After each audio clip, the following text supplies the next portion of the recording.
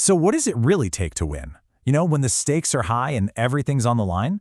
Well, it all boils down to one simple but pretty heavy concept: ownership. Everyone sees that trophy at the finish line, right? But are they willing to carry the weight it actually takes to get there? I mean, we all know the highlight reel, the stuff you see on social media.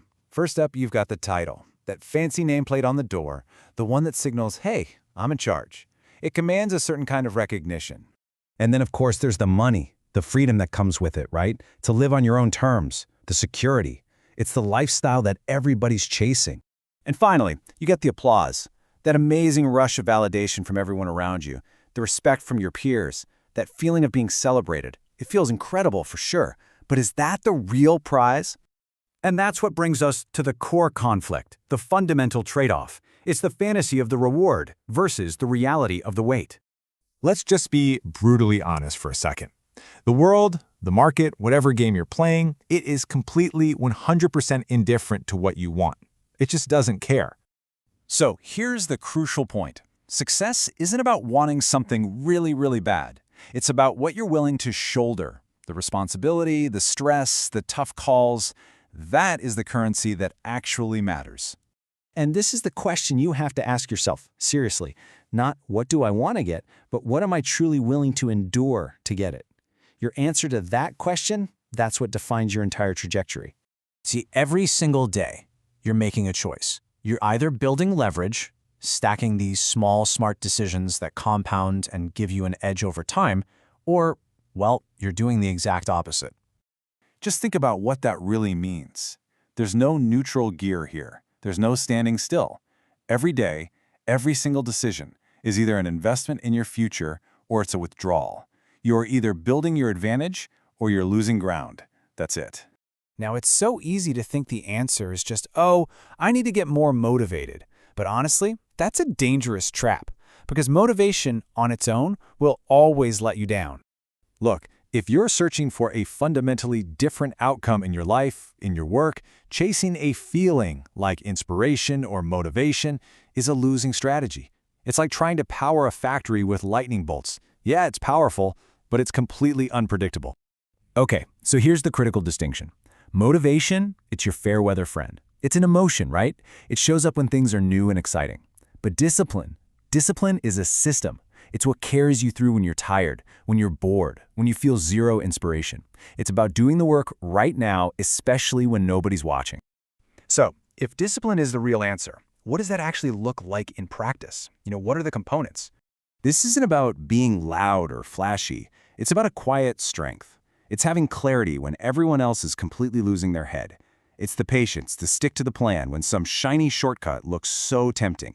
It's that raw consistency to just show up day after day, even when you are exhausted. And, maybe most importantly, it's the guts to execute, even when you have absolutely no guarantee of success. So how do you actually build this?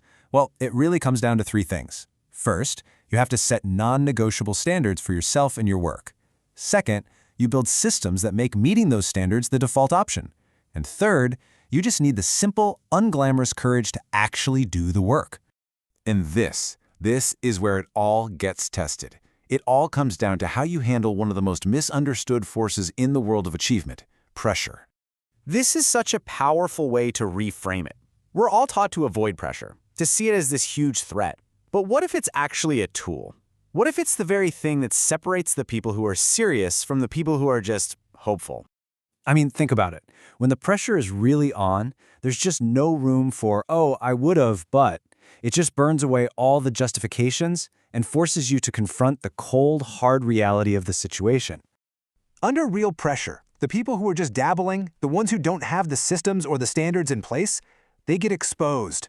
All the cracks in their preparation start to show clear as day. And ultimately, that's what the filter does. It reveals who is truly built to carry the weight, who has the discipline, the clarity, and the systems to handle that responsibility.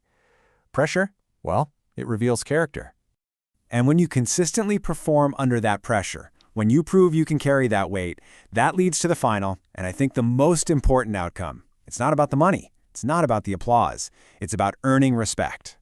So how is that respect earned? Well, it's not through some single flashy victory.